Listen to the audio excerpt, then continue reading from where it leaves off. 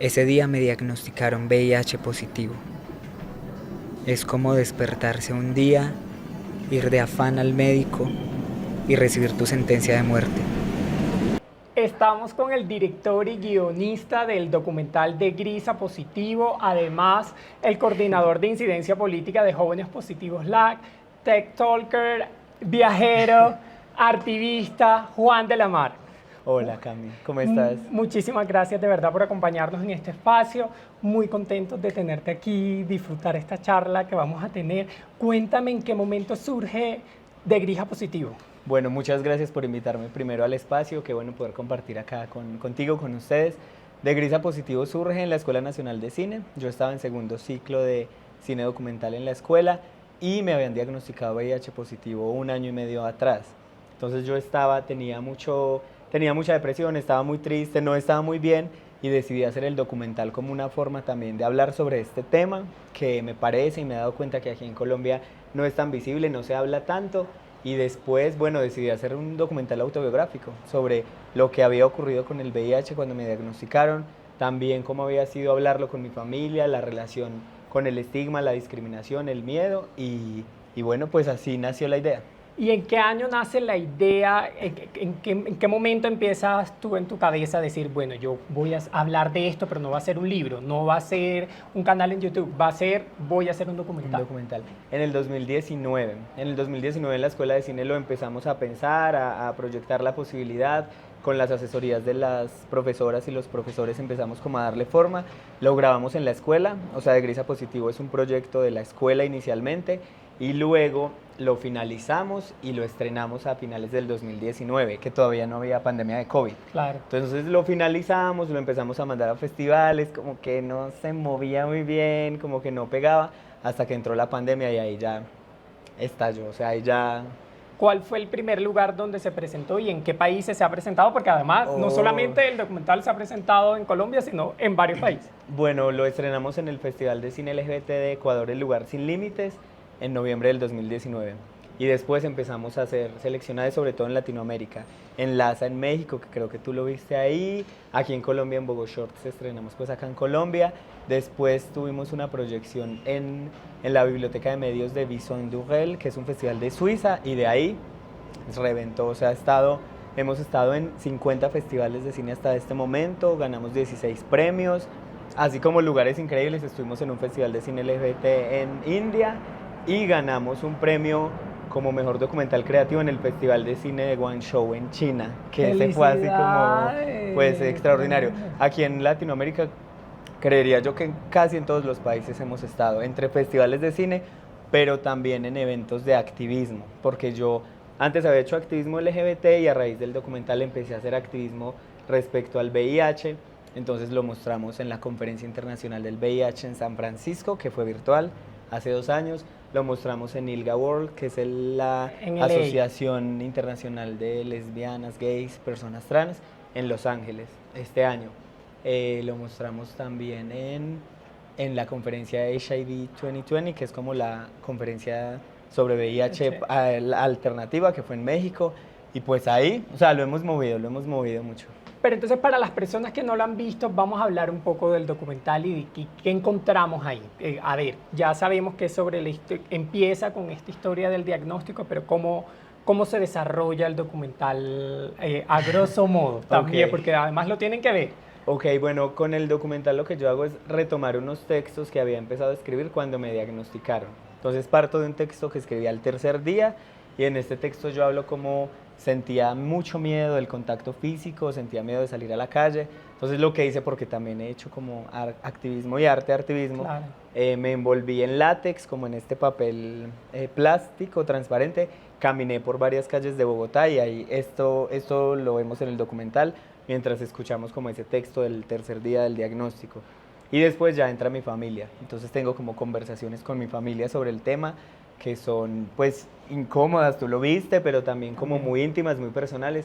Mi idea era que las personas cuando vieran el documental sintieran que estaban así como en la sala de la casa, no lejano, no algo allá, porque también lo que yo veía es que lo que se mostraba sobre el VIH era muy lejano a la vivencia de las personas.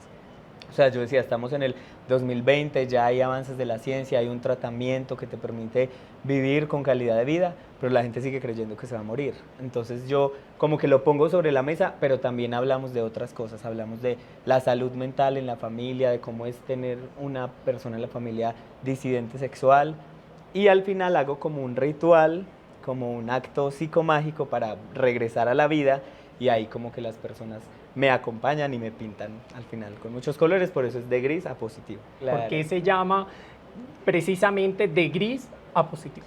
Bueno, se llama de gris a positivo porque yo tuve una consulta médica con un dermatólogo, porque obviamente pues, esto es una condición clínica de salud, y el dermatólogo me dijo de forma muy despectiva que me aplicara bloqueador solar. Me dijo, porque a ustedes la piel se les empieza a poner como gris. ¿Qué tal? Entonces yo estaba muy deprimido en ese momento, no tenía tanto conocimiento como tengo ahora y, o sea, me dio muy duro, como que esa imagen la tenía muy presente. Yo, en serio, pues uno no se puede poner gris, ¿no? Técnicamente, pero yo me miraba mucho si estaba más pálido, si estaba más flaco. Pero yo también lo que encontré con el diagnóstico era, vas a un evento, a un congreso de personas LGBTI y ya del tema no se habla casi, porque tenemos el imaginario que, bueno, ya se puede vivir con el virus. Pero si tú hilas más fino y vas a lugares de Colombia que están más alejados de las capitales, la gente todavía tiene mucho estigma, discriminación.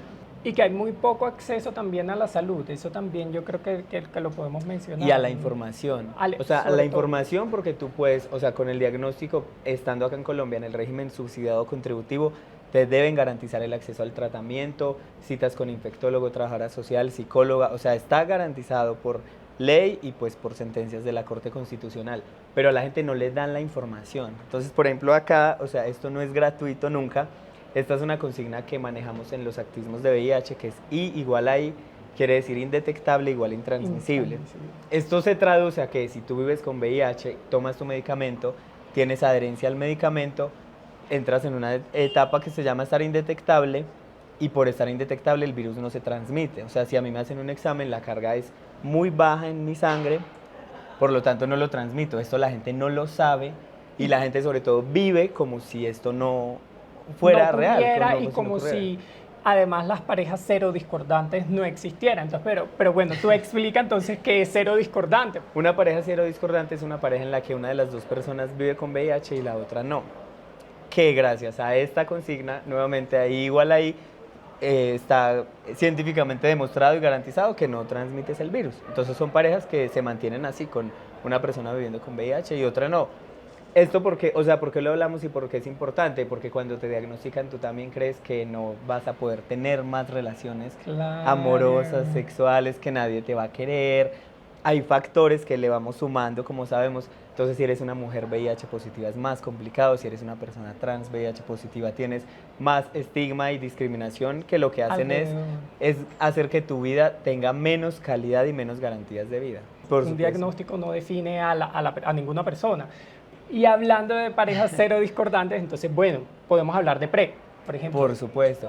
¿Qué es PrEP? Es un tratamiento que tú tomas cuando estás, pues según lo médico, cuando estás en cercanía o, como le dicen, en riesgo de adquirir el VIH. Vulnerables.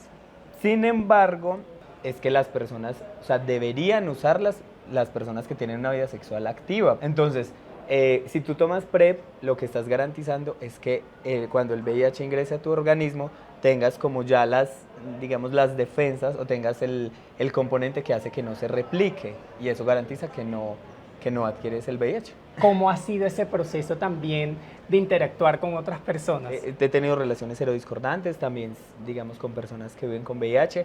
Ya no es un tema, digamos, que me agobie tanto, ya pues es que en verdad pues la gente lo sabe. Entonces, no sé, yo te doy mi Instagram y tú entras y ahí ya dice, aquí está VIH, la red. Entonces, bueno, pues... Y entonces cuéntame, cuando empezaste a hablar y empezaste a hacer ese activismo y empezaste a salir en medios, ¿qué pasó? ¿Cómo fue ese proceso también de acercarte a personas que no sabían nada o de personas que también estaban viviendo con un mismo diagnóstico? ¿Cómo sentiste ese proceso tú desde la otra barrera? Duro. Pues fuerte, porque también fue mostrando el documental. Entonces no siempre eran espacios, por ejemplo, de gente que sabía del tema.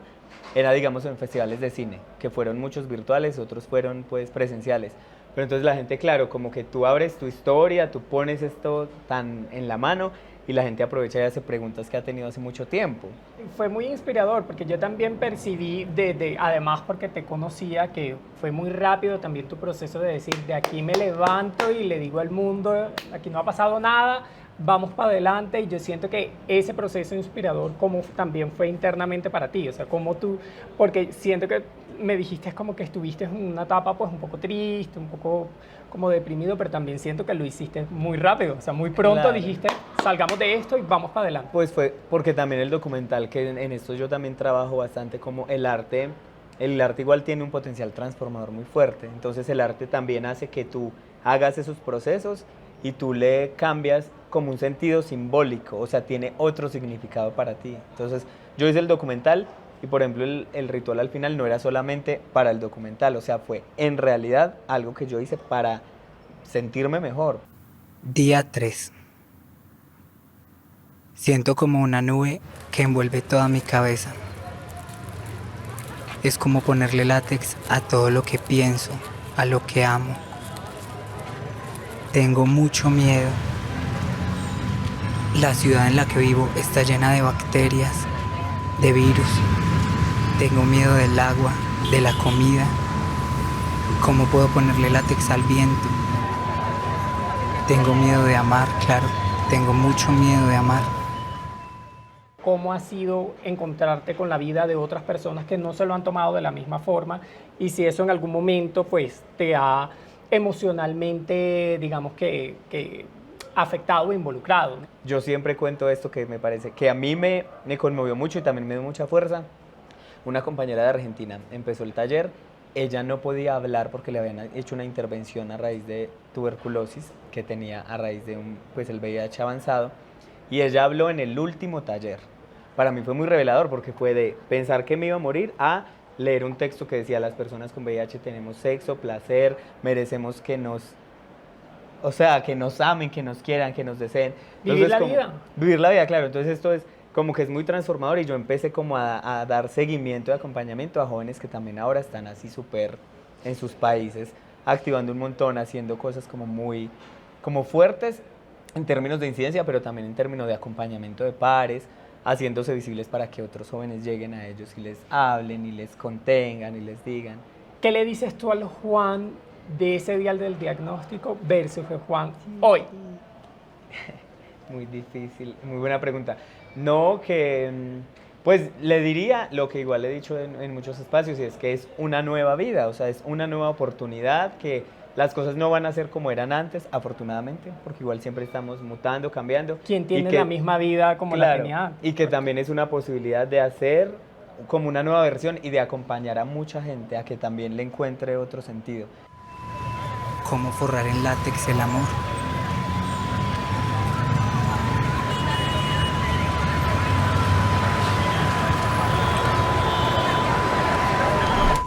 Ha pasado 1 año y medio desde ese día. De verdad, gracias por haber hecho ese documental y por compartir la historia de tu vida, que no, seguramente no es fácil abrir esa puerta. Exacto. Y además abrir esa ventana o abrir ese libro a que la gente te lea. Así es. Gracias, Juan. Y ahora vamos con una trivia de palabras. Okay. Yo te digo la palabra y tú me dices qué opinas, qué se te viene a la mente cuando yo te digo. ¿Pero frase o en palabras? No, tú me puedes decir frase o palabras, bueno, pero ¿qué se te viene a la mente? Listo. Si yo te digo gris. Positivo. Lo que se me viene. Si yo te digo artivismo. Vida. Si te digo VIH. Vida también. Gracias, Juan.